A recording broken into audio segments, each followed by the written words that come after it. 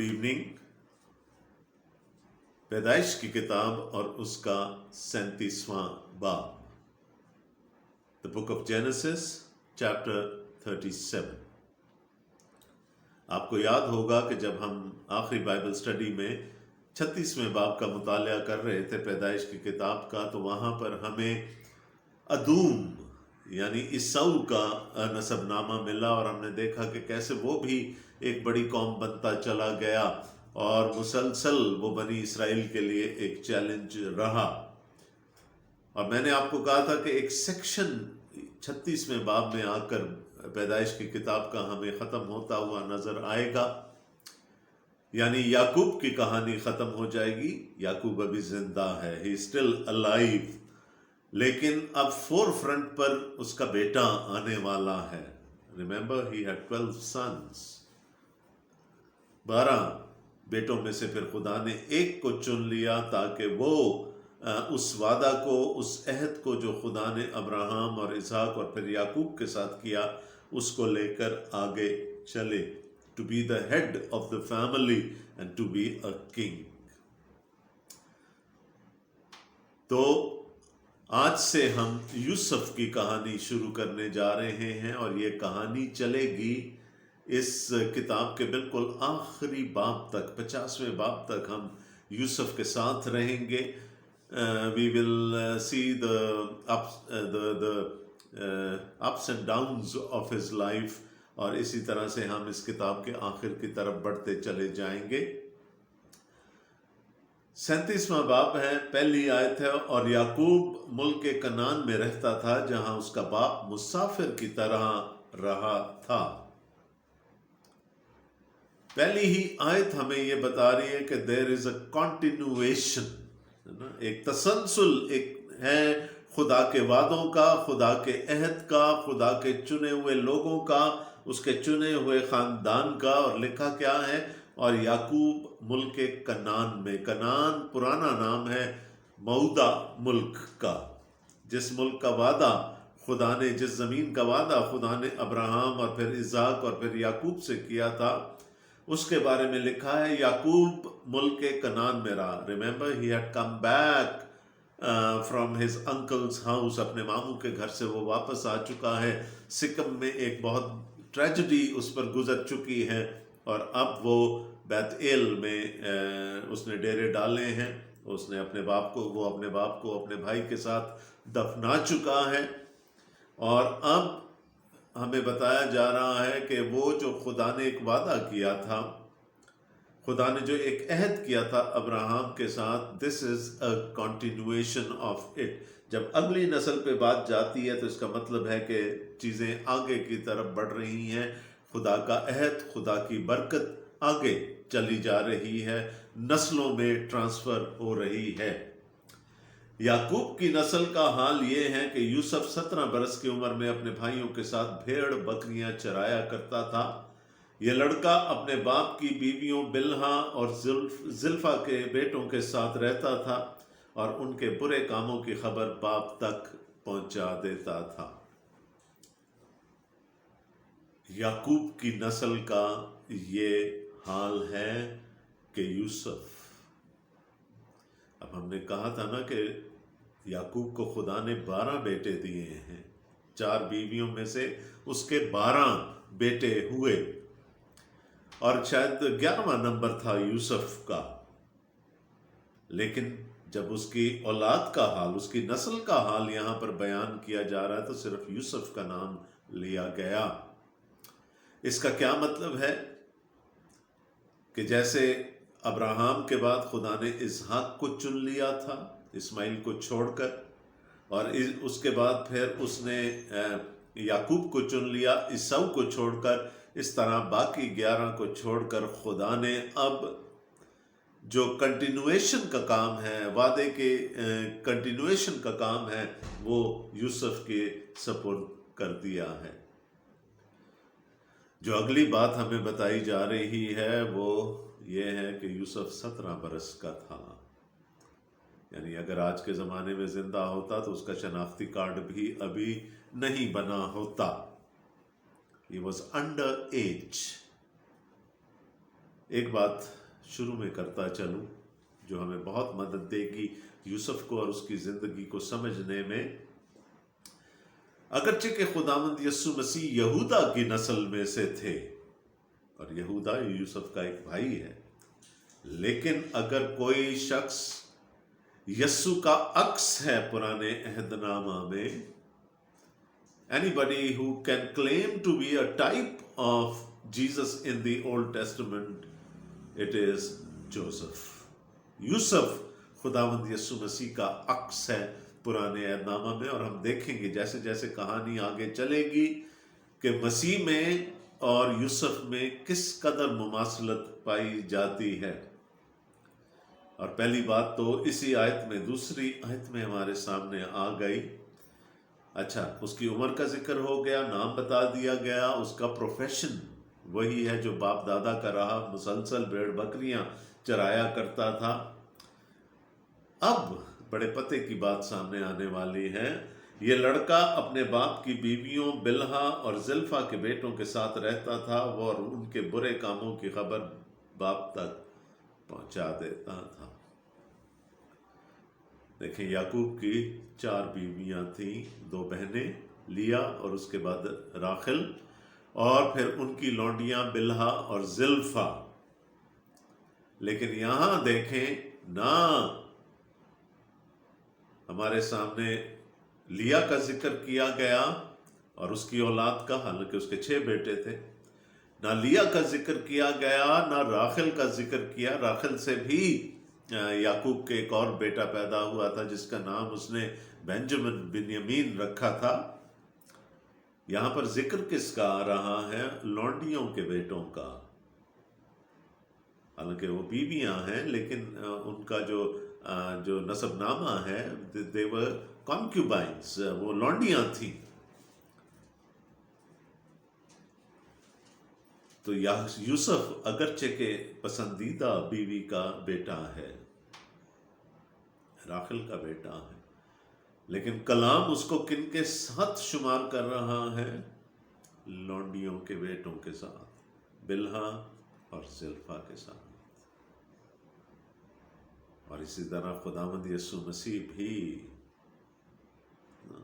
being God انسانوں کے ساتھ شمار کیا گیا۔ یہ اس کا مقام نہیں تھا، یہ شاید یوسف کا مقام بھی نہیں تھا، لیکن کلام ہمیں صریحاً بتا رہا ہے کہ he was being treated as the children of those slave girls۔ تو وہ برابری ہونی تھی، برابری کی سطح پر آنا تھا اس کو اپنے ان بھائیوں کے ساتھ جو بلہا اور زلفا کے بیٹے تھے۔ اسی طرح خداوند یسوع مسیح کو بھی ہمارے ساتھ شمار ہونا تھا، اس کو انسان بننا تھا، نہ صرف انسان بننا تھا، غلام کی صورت اختیار کرنی تھی، گنہگاروں کے درمیان شمار کیا جانے لگا ہونا تھا۔ لیکن یہاں ہو کیا رہا ہے؟ وہ ان کے برے کاموں کی خبر باپ تک پہنچا دیتا ہے۔ اگر دنیاوی اینگل سے ہم دیکھیں تو یہ تو وہ سنکر بیبی ہے، یعنی روندو جس کو ہم کہتے ہیں نا، کہ جا کے دوسروں کی شکایتیں لگانا باپ کو۔ لیکن دوسری طرف یہ دیکھیں کہ وہ برے کام برداشت نہیں کر سکتا۔ He cannot accept evil۔ تو جب بھی اس کا بھائی کوئی برا کام کرتے تھے، وہ آ کر اس کی اطلاع اپنے باپ کو دے دیا کرتا تھا۔ اب وہ چھوٹا ہے، ان سب سے چھوٹا ہے، اس لیے شاید وہ اس کی بات تو نہیں مانتے ہوں گے، اس لیے وہ ان کو برائی سے روکنے کے لیے اپنے باپ کو آ کر ساری باتیں بتاتا ہوگا۔ اور اسرائیل یوسف کو اپنے سب بیٹوں سے زیادہ پیار کرتا تھا، کیونکہ وہ اس کے بڑھاپے کا بیٹا تھا، اور اس نے اسے ایک بو کلمون کبا بھی بنوا دی۔ اب یہاں پر پھر آئے گا سائیکالوجی کے اگینسٹ کوئی بات کی جا رہی ہے۔ اولاد میں تفریق کرنا کسی بھی والدین کے لیے بجا نہیں ہے، اگرچہ کہ سب کرتے ہیں، لیکن جو ماہر نفسیات ہیں وہ آپ کو اس کام سے روکیں گے، وہ بتائیں گے کہ اس کے برے نتائج نکل سکتے ہیں، اسے سبلنگ رائیولری جنم لیتی ہے۔ لیکن یہاں لکھا ہے کہ یعقوب اپنے سب بیٹوں میں سے یوسف کو سب سے زیادہ پیار کرتا تھا، اس کی وجہ بھی کلام ہمیں بتا رہا ہے۔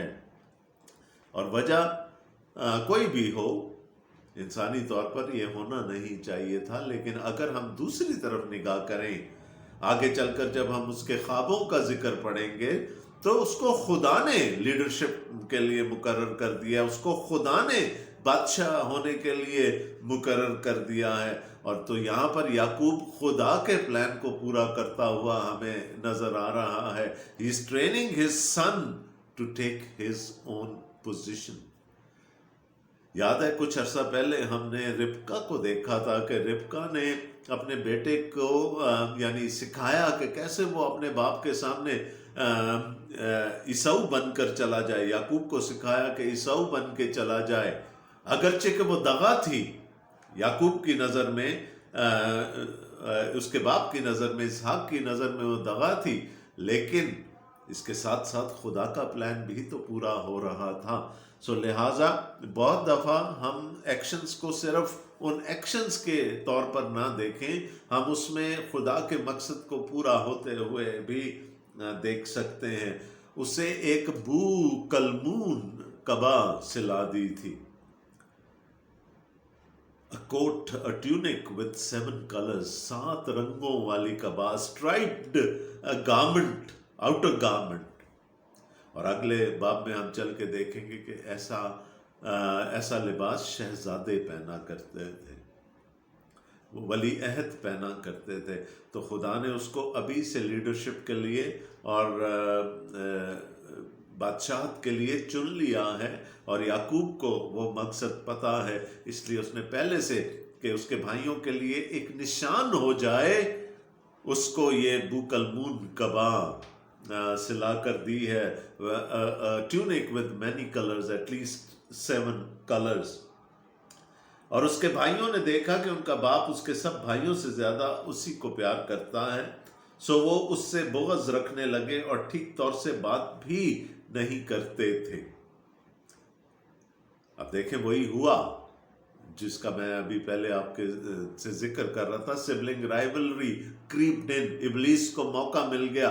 انہوں نے وہ نشان نہیں سمجھا جو باپ سمجھانا چاہ رہا تھا اس بوکلمون قبا کے ذریعے سے کہ this son of mine has been chosen for leadership, this son of mine has been chosen for kingship. وہ بیٹوں نے اس سائن کو سمجھنے سے انکار کر دیا، اور کیا ہو گیا کہ ان کے دلوں میں بغض جاگ گیا. There was envy, there was jealousy, all those negative feelings. اور کیا ہوا؟ وہ اس سے بات بھی نہیں کرتے تھے ٹھیک طور پر. اب پور لٹل جوزف جو تھا وہ اپنے بھائیوں کا غصہ برداشت کرتا رہا. اور یوسف نے ایک خواب دیکھا. اب دیکھیں، میں نے کہا کہ یہ تو یعقوب کے ایکشنز تھے نا کہ وہ سب سے زیادہ پیار کرتا ہے، اس نے بوکلمون قبا سلا کر دے دی ہے اپنے بیٹے کو. اب خدا بھی کچھ بتانا چاہ رہا ہے، اور کلام میں اور خاص کر پرانے عہد نامہ میں خواب مکاشفہ ہوتا ہے، خواب خدا کی طرف سے پیغام ہوتا ہے. اب کیا ہوا؟ اور یوسف نے ایک خواب دیکھا جسے اس نے اپنے بھائیوں کو بتایا، تو وہ اس سے بھی اور بھی بغض رکھنے لگے. اب یہ صرف ایک خواب ہوتا، if it had only been a figment of his imagination تو شاید وہ اپنے بھائیوں کو نہ بتاتا. But here there is revelation. خدا ایک مکاشفہ دینا چاہ رہا ہے یوسف کو بھی، یعقوب کو بھی، اور یوسف کے باقی بھائیوں کو بھی. لیکن اس کا بھی نتیجہ الٹ نکلا، وہ بھی اس سے اور بھی بغض رکھنے لگے جب اس نے وہ خواب سنایا. ہے نا کچھ یسوع کی کہانی ہے نا، یہ تو معجزے کرتا ہے، یہ تو مردوں کو زندہ کر دیتا ہے، یہ تو تمثیلیں سناتا ہے. ہمارے ہر سوال کا اس کے پاس جواب ہے. تو آؤ پھر مل کر اس کو قتل کر دیں. بغض، ہیٹرڈ، خدا کے بھیجے ہوئے مکاشفہ کو ٹھکرایا مسیح سے دشمنی کے لیے. یہاں پر بھی ان بھائیوں نے بھی اپنے بھائی سے دشمنی میں خدا کے مکاشفہ کو ٹھکرا دیا. اور اس نے ان سے کہا ذرا وہ خواب تو سنو جو میں نے دیکھا ہے. ہم کھیت میں پولے باندھتے تھے اور کیا دیکھتا ہوں کہ میرا پولا اٹھا اور سیدھا کھڑا ہو گیا. جو عبرانی متن ہے اس کا مطلب ہے اوپر اٹھا لیا گیا. ایک تو سیدھا ہو گیا اور اوپر اٹھا لیا گیا, ایگزالٹڈ. اور تمہارے پولوں نے میرے پولے کو چاروں طرف سے گھیر لیا اور اسے سجدہ کیا. Now the message was very, very clear that Joseph will ultimately be the head of this family. لیکن اس کے بھائیوں کو یہ بات شاید سمجھ نہیں آئی یا انہوں نے سمجھنے سے انکار کر دیا. تب اس کے بھائیوں نے اس سے کہا کہ کیا تو سچ مچ ہم پر سلطنت کرے گا یا ہم پر تیرا تسلط ہو؟ سمجھ تو آ گئی ہے, قبول نہیں کرنا چاہتے. حق کو, سچائی کو جان لینا اور اسے قبول نہ کرنا کلام میں ریاکاری کہلاتا ہے. اب ان کو سمجھ تو آ گئے کہ اس کا مطلب کیا ہے, لیکن یوسف اور ہم پر سلطنت کرے گا, یہ تو کبھی ہو نہیں سکتا. اور انہوں نے اس کے خوابوں اور اس کی باتوں کے سبب سے اس سے اور بھی زیادہ بغض رکھا. خدا کمیونیکیٹ کر, پہلے یعقوب کمیونیکیٹ کرنا چاہ رہا ہے اپنے بیٹوں کو, اس کو بوک المنکبہ سلا کر دے کر, اور یہاں پر اب خدا کمیونیکیٹ کر رہا ہے اس خواب کے ذریعے سے جو یوسف نے دیکھا.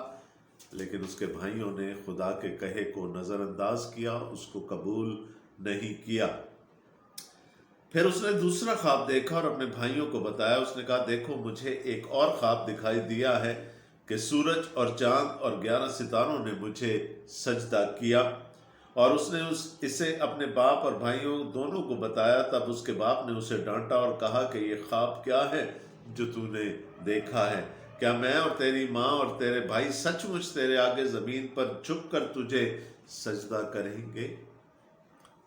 یعقوب کو بھی شاید سمجھ نہیں آیا کہ خدا کیا کمیونیکیٹ کرنا چاہ رہا ہے, کہ سرفرازی, ایکزالٹیشن جو ہے وہ خدا کی طرف سے یوسف کو دے دی گئی ہے. He is going to be the head of the family, اور خدا یہ پروف کرے گا ان دا ڈیز ٹو کم.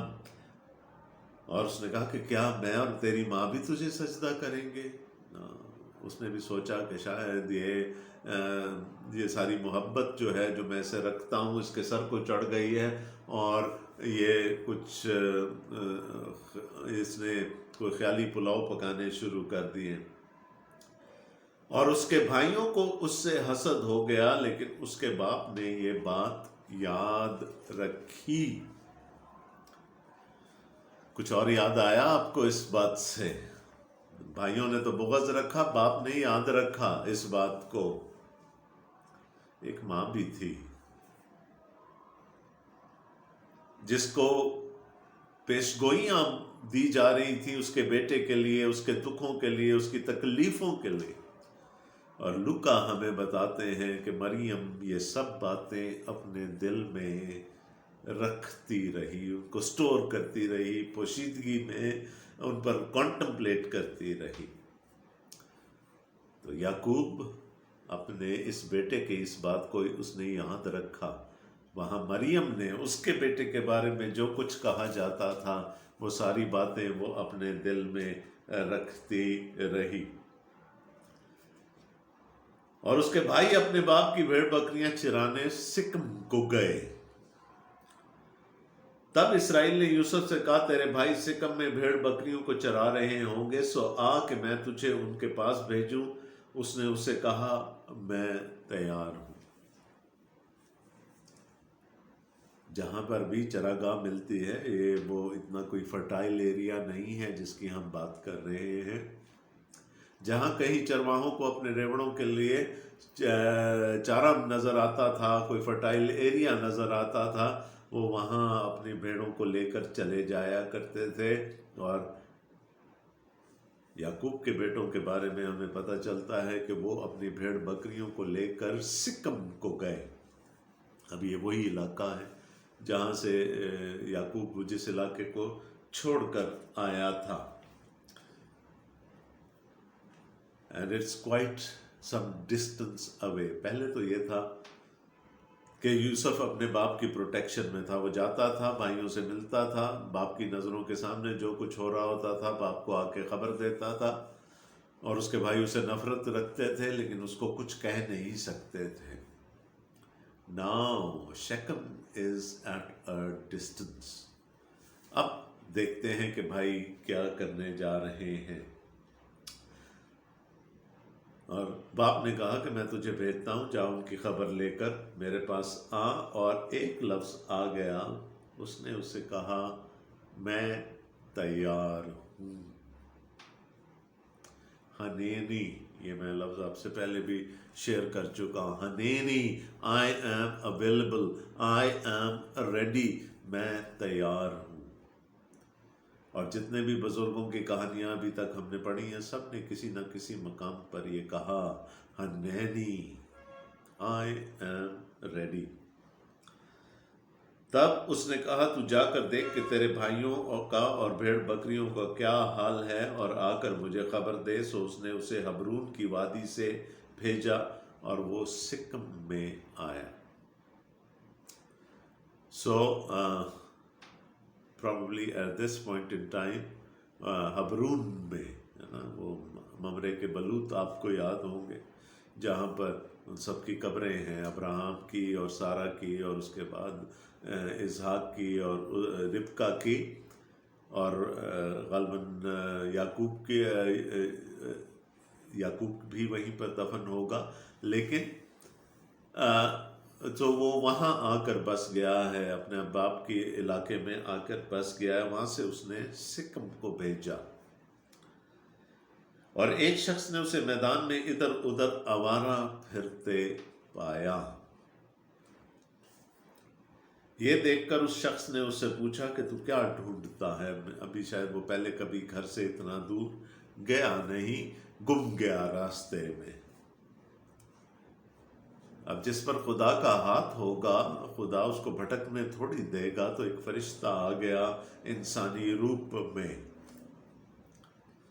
اس نے دیکھا کہ یہ جوان ادھر ادھر بھٹکتا پھر رہا ہے۔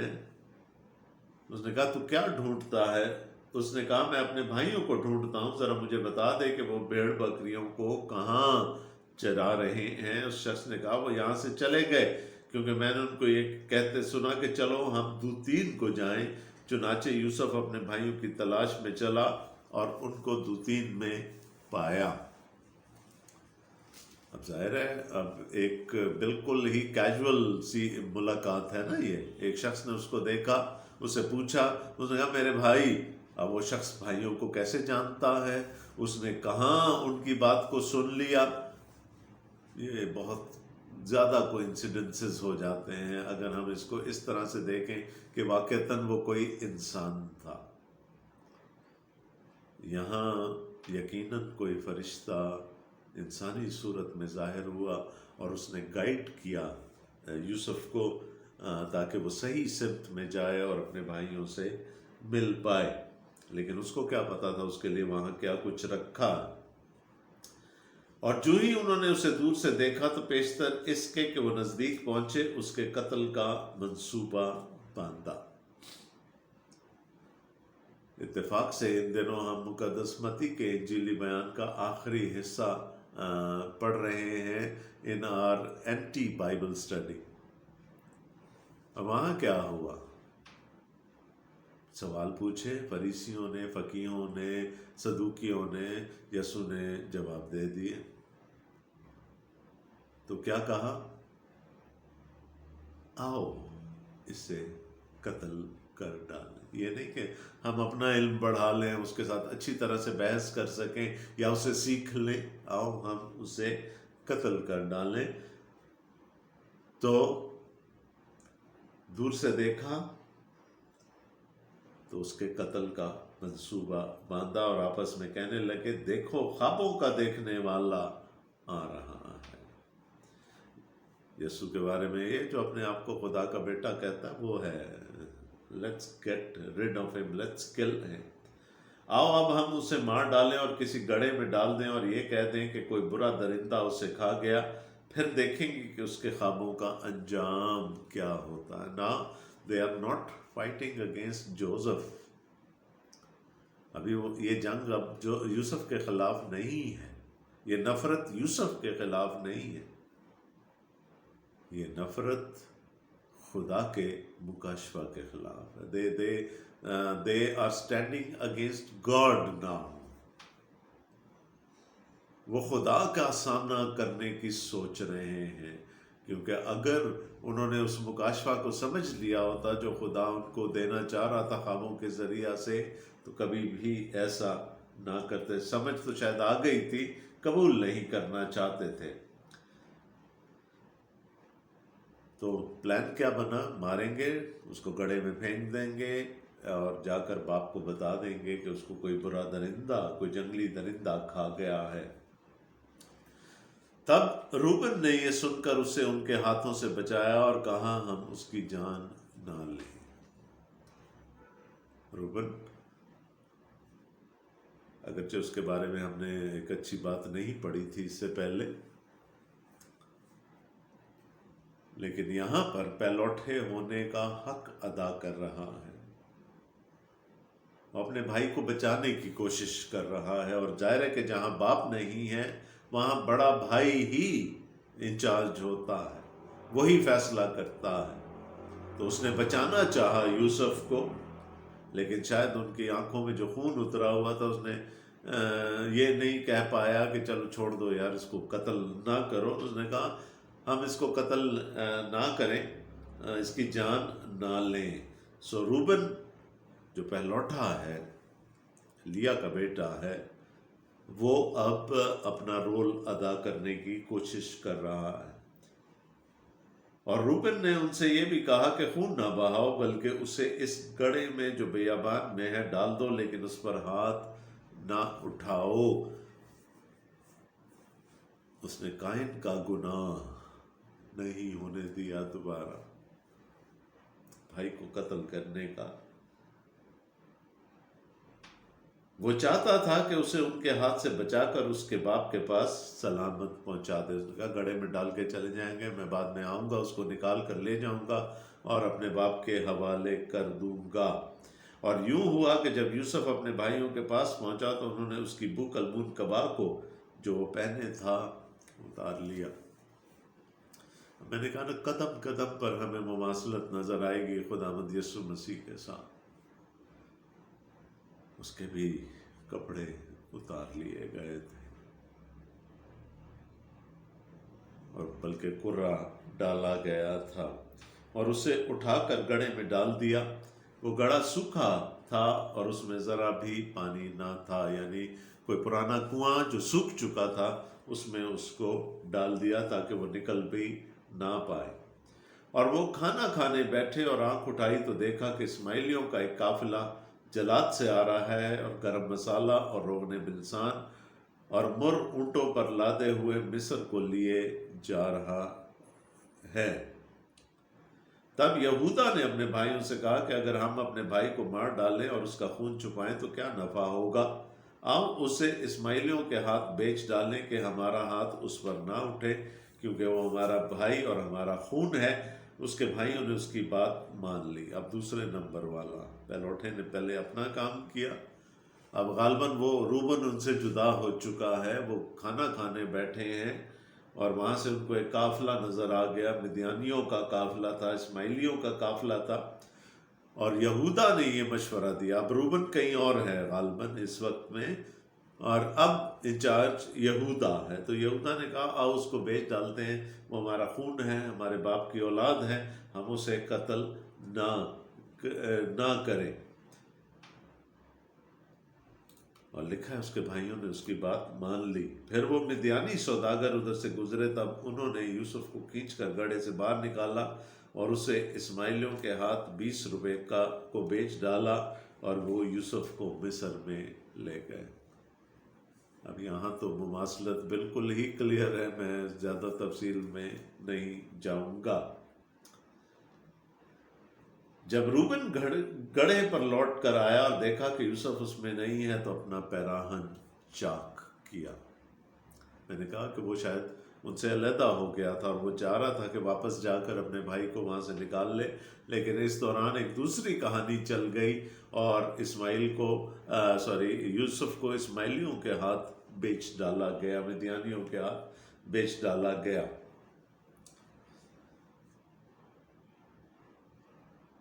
لیکن اس کا ریاکشن دیکھیں، اس کو پتا ہے he is in charge, he was responsible for the life and security of his brother۔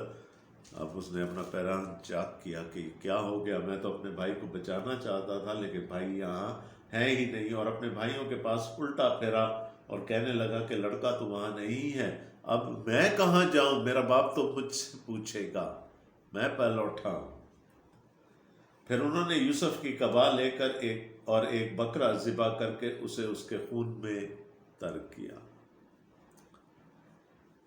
اب جب بھی بکرے کا ذکر آتا ہے تو پھر ہمیں یوم کپور یاد آ جاتا ہے، یوم کفارہ، the day of atonement، جہاں پر ایک بکرا دوسروں کی زندگی کی علامت بن جاتا تھا، اور انہوں نے اسے بوک المون کبا کو بھجوا دیا، سو وہ اسے ان کے باپ کے پاس لے آئے اور کہا کہ ہم کو یہ چیز پڑی ملی، اب تو پہچان کہ یہ تیرے بیٹے کی کبا ہے یا نہیں۔ انہوں نے اس کی جو بوک المون کبا تھی اس کو بکرے کے خون میں ڈبویا اور کسی اور کے ہاتھ بھجوا دیا باپ کے پاس، کہ باپ تاکہ ان کی کسی قسم کی کوئی انوالومنٹ اس سارے سین میں نظر ہی نہ آئے۔ اور اس نے اسے پہچان لیا، یعنی یعقوب نے پہچان لیا اور کہا یہ تو میرے بیٹے کی کبا ہے، کوئی برا درندہ اسے کھا گیا ہے۔ یوسف بے شک پھاڑا گیا۔ تب یعقوب نے اپنا پیراہن چاک کیا اور ٹاٹ اپنی کمر سے لپیٹا اور بہت دنوں تک اپنے بیٹے کے لیے ماتم کرتا رہا۔ ایک وجہ تو ہمیں پاک کلام نے بتا دی کہ یعقوب کیوں اپنے بیٹے یوسف سے محبت کرتا تھا، اور کلام ہمیں بتاتا ہے کہ وہ اس کے بڑھاپے کی اولاد تھی، اور اس سے بھی چھوٹا ایک تھا، یعنی بنیامین۔ یعقوب اس سے بھی محبت رکھتا تھا، اور یہ بات آگے چل کر ظاہر ہوگی، لیکن اس سے محبت رکھنے کی ایک اور وجہ بھی تو ہے، وہ لاڈلی بیوی کا پہلوٹا ہے۔ یعنی خدا نے وہ جو جو علیحدہ سے پیکج ڈیل کے طور پر 3 بیویاں یعقوب کو مل گئی تھی، خدا نے ان میں سے کسی کی پہلی اولاد کو نہیں چنا، خدا نے روبن کو بھی نہیں چنا، خدا نے راخل سے جو پہلی اولاد تھی اس کو چن لیا۔ اب ماتم کر رہا ہے بوڑھا باپ اپنے جوان بیٹے کی موت پر، اور جو دوسری وجہ تھی وہ یہ تھی کہ راخل بنیامین کو جنم دیتے ہوئے مر گئی تھی، اور اب شاید یوسف کی صورت اپنی ماں جیسی تھی، اس کی صورت میں اس کو اس کی بیوی نظر آتی تھی، اس لیے بھی وہ اسے بہت زیادہ پیار کرتا تھا، اور وہ ماتم کرتا رہا، کنٹینیوس ٹینس ہے، کرتا رہا، اور اس کے سب بیٹے بیٹیاں اسے تسلی دیتے جاتے تھے، پر اسے تسلی نہ ہوتی تھی۔ یہ وہی بیٹے ہیں جنہوں نے اپنے باپ کا ذرا بھی دھیان نہیں کیا کہ اس کے دل پر کیا گزرے گی۔ وہ یہی کہتا رہا کہ میں تو ماتم ہی کرتا ہوا قبر میں اپنے بیٹے سے جا ملوں گا، اب میری زندگی کا اور کوئی مقصد نہیں رہ گیا سوائے اس کے کہ میں اپنے بیٹے کے لیے ماتم کرتا رہوں۔ سو اس کا باپ اس کے لیے روتا رہا۔ سچ اے ٹریجڈی۔ بھائی کے ساتھ تو جو سلوک کیا وہ کیا، لیکن اپنے باپ کی بھی انہوں نے ذرا سی پرواہ نہ کی، اور مدیانیوں نے اسے مصر میں پوتیفار کے ہاتھ، جو فرعون کا ایک حاکم اور جلوداروں کا سردار تھا، بیچا۔ مدیانی لے گئے تھے 20 روپے میں خرید کر اس کو، ظاہر پروفٹ پہ آگے بیچ دیا ہوگا، اور بیچا کس کو؟ اس شخص کو جس کا نام پوتیفار ہے، وہ سردار ہے۔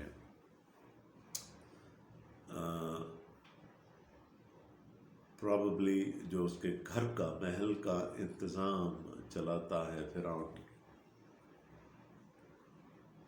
سو کہانی بڑے اچھے نوٹ پر شروع ہوئی تھی اور ٹریجڈی پر آ کر ختم ہوئی، اور یہاں ابھی ٹریجڈی ختم نہیں ہوئی. یہ کہانی جیسے جیسے آگے بڑھے گی ہم دیکھیں گے کہ خدا جس کو اس نے چن لیا ہے اپنا خادم ہونے کے لیے، اپنے مقصد کو آگے بڑھانے کے لیے، خدا اس کو کیسے دکھوں میں ڈال ڈال کر ٹرین کرتا ہے.